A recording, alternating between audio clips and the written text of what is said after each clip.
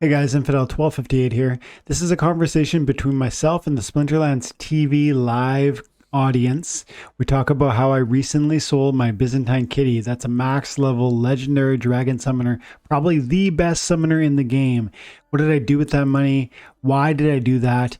And just thinking through and actually debating whether it was a smart decision or not. It's a great conversation with tons of questions from the audience. And this is super important because I hope it helps you understand and think through why one would do such a thing.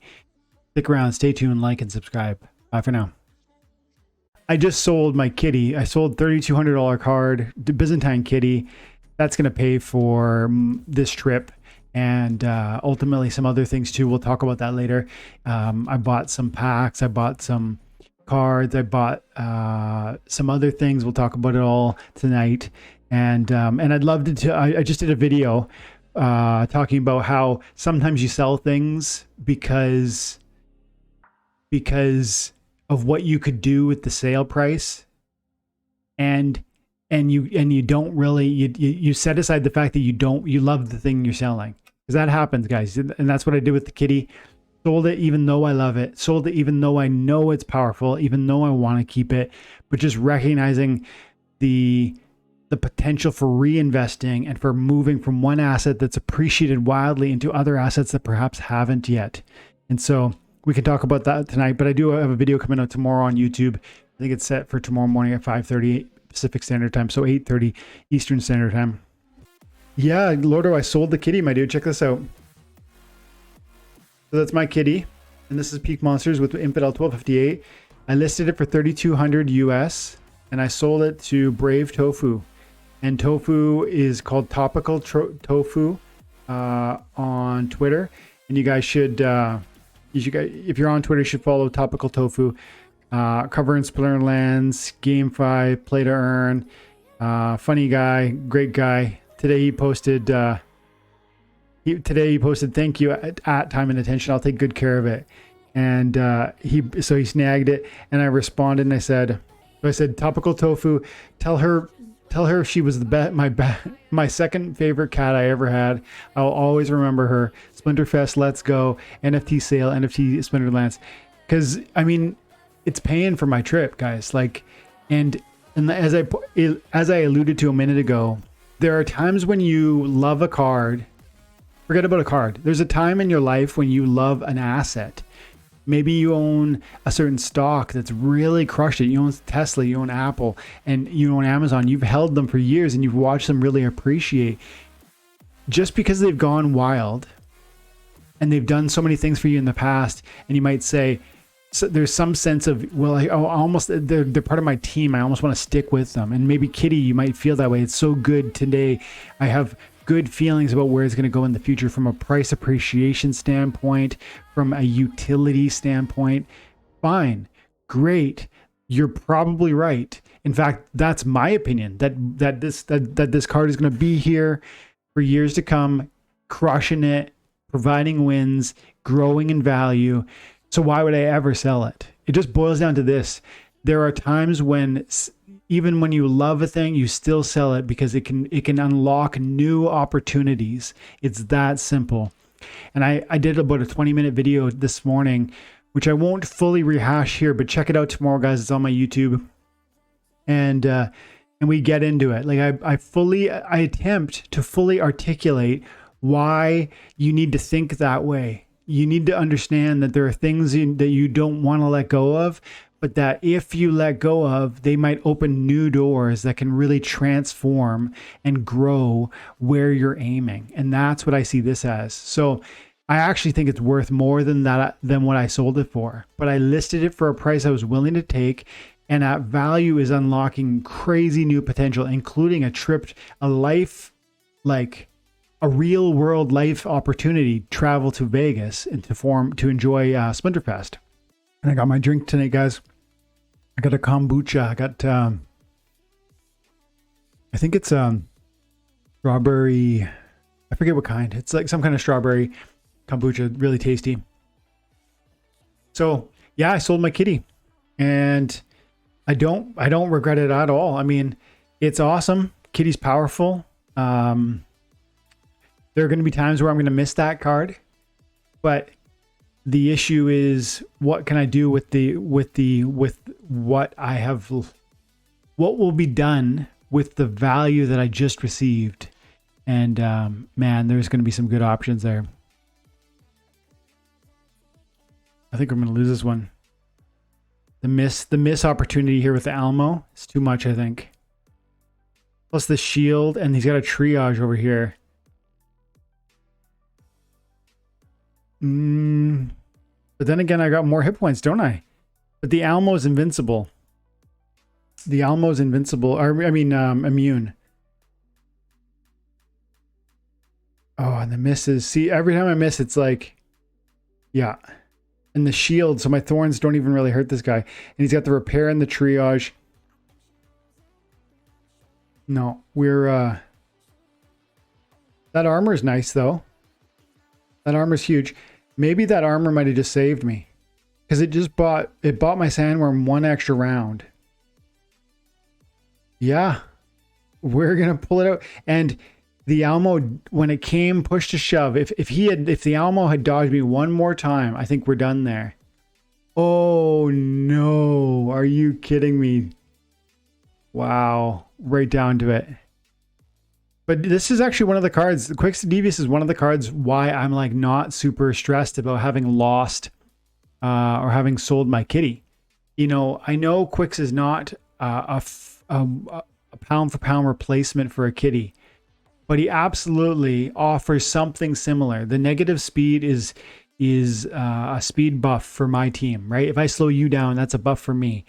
The archery, I don't love that. You know, the kitty offers True Strike, which is amazing, but let's be honest, True Strike plus 2 speed is kind of redundant. When you add 2 speed from Byzantine Kitty, you mostly are going to go ahead and hit every shot you throw, right? Mostly. Do you know what I mean? Like if your speed of your monster is 6 or 5 and you add 2 more because you're playing Kitty, I don't know that True Strike is adding all that much to the play style. The tank heal is definitely powerful. And so this is one of the 2 best summoners in the game, in my opinion. Maybe it's the best summoner in the game. And I cannot replace it with one, you know, Quicks Devious. But I'm saying if you pay $3,000 for a Byzantine Kitty and you pay, you know, 200 for a Devious or whatever, you know, you've got a lot of money left over in your pocket to strengthen the rest of that deck. Let's see what's going on in chat. Outwars, interesting investment strat. Yeah, man, it's about Outwars. My view on investing in Splinterlands is that you want to 10x your 10x's. And that's where I'm always thinking, I'm not thinking like 2-3 weeks or 2-3 months. I'm like not even really thinking 2-3 years. I'm thinking like 4 or 5 year cycles with the bull runs of cryptocurrency. And I'm like, if a card like Kitty moved from $20 a unit to $300 a unit, what is that? And it's about 15x. And then if I get 3,000 bucks in my hands out of that sale, what if I 10x that $3,000 or 15x that $3,000? If you multiply your multipliers, that's where like you get like life-changing opportunity. And I think I actually believe that in 4 or 5 years this game will be here and it'll be crushing it. I think in 10 years this game will be here and be crushing it. And so what would it be like to like double down on this game and not just look short term and think, wow, if I have Kitty, I can kill it today, I can win today, I can compete at these high levels in some tournaments today, but thinking, well, that's a lot of money, that's a lot of value, and if I take that and reinvest it in interesting and unique ways, deploying it newly on assets that are not currently 10x'd, what would that do for my financial growth in the future, maybe rental income in the future, etc. I guess from a playing standpoint, your deck got a lot weaker by selling your Kitty, but from an investment point, you're selling at the top. We don't really know yet. I'm reinvesting those earnings to cards that you think are undervalued at the moment. Pretty good. Oh, and the highlights streaming message of mine was a reply to your comment on wanting to watch fighting. Oh, watching fighting shows like WWE. Oh, okay. Yeah, I guess that's true. Hey, I could probably even there's probably some of it's on YouTube, I would think. Did my deck get weaker? Yeah, probably.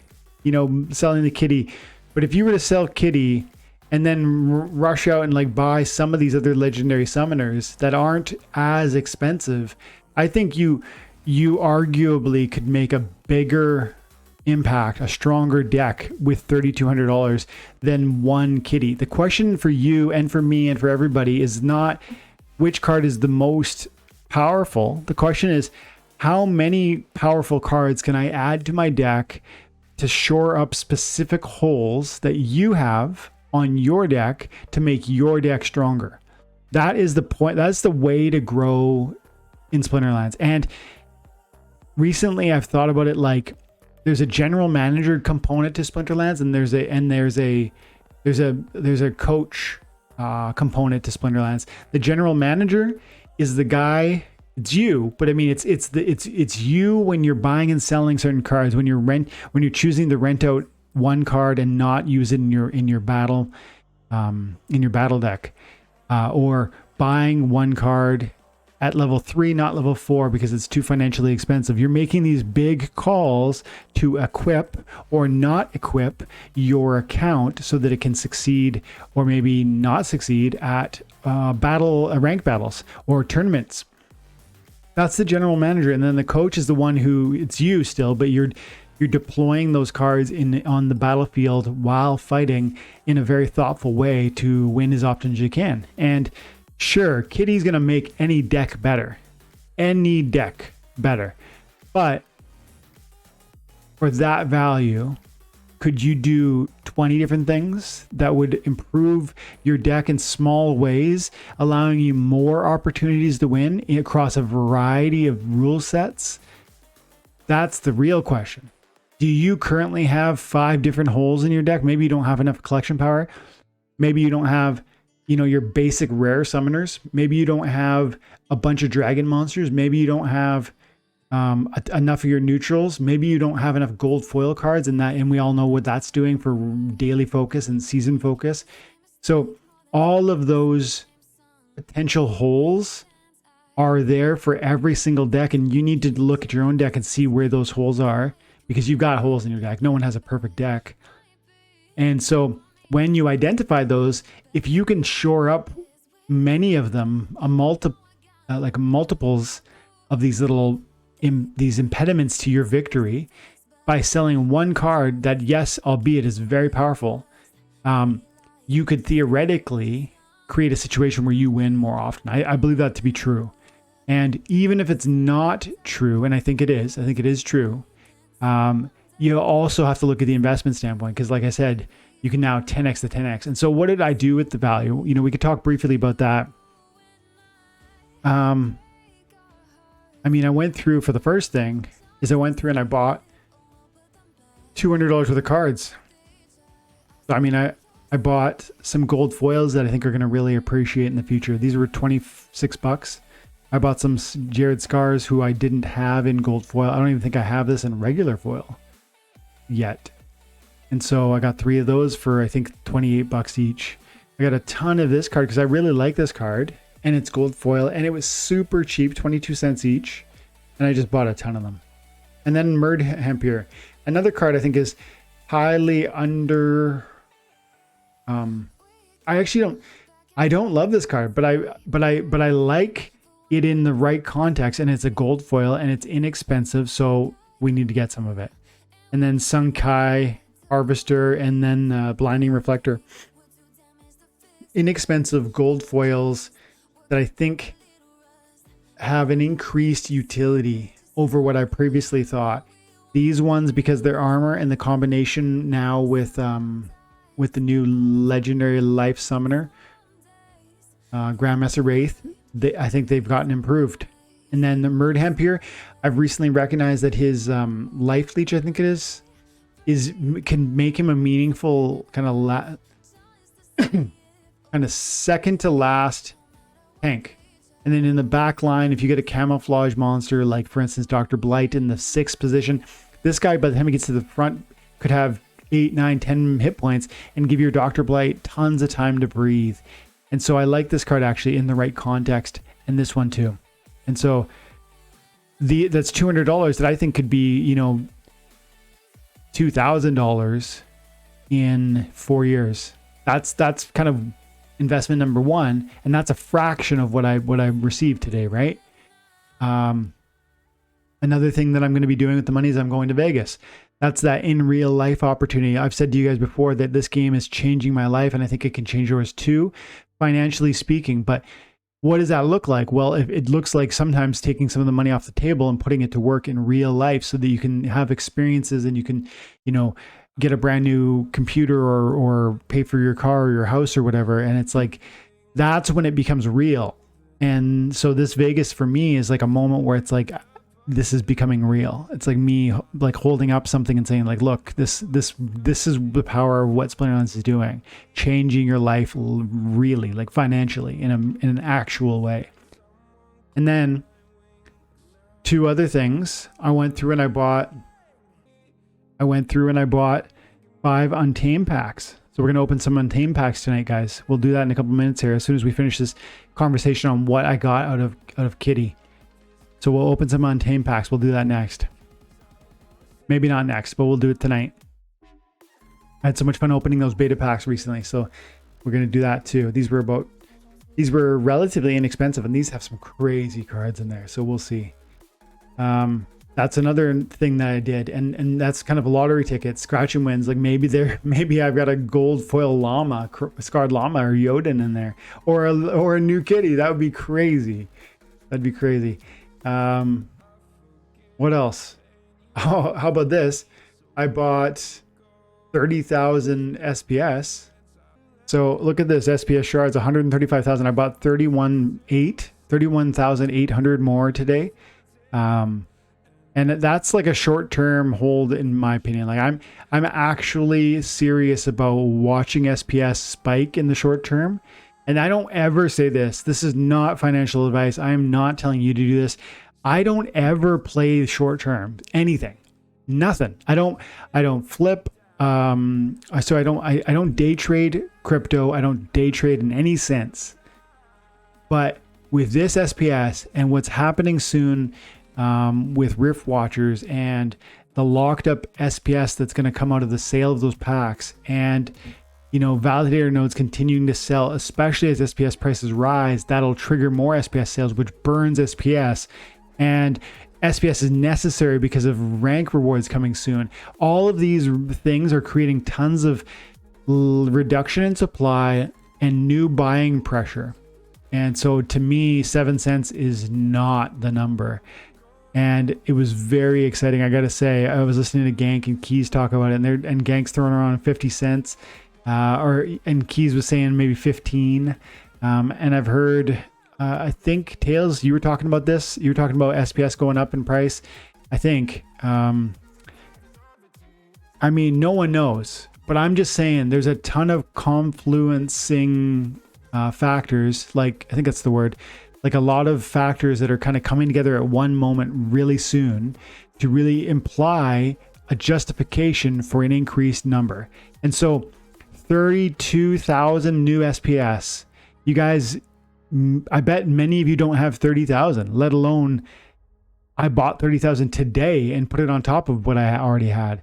And so I'm so bullish on this game. And sometimes that means you sell the assets that you love within it because you see other opportunities that others don't. That's how much I'm excited for this. Like if I wanted to sell assets and kind of and maybe didn't believe in the future Splinterlands, it would look like sell, cash out, sell, cash out. But for me, it's sell, reinvest, and maybe cash a little out. And so, yeah. And what, holy cow, if this doubles, if this even doubles, that would be wild. Like we turn, roughly, I think $2,300 US is how much I spent on the SPS, I think.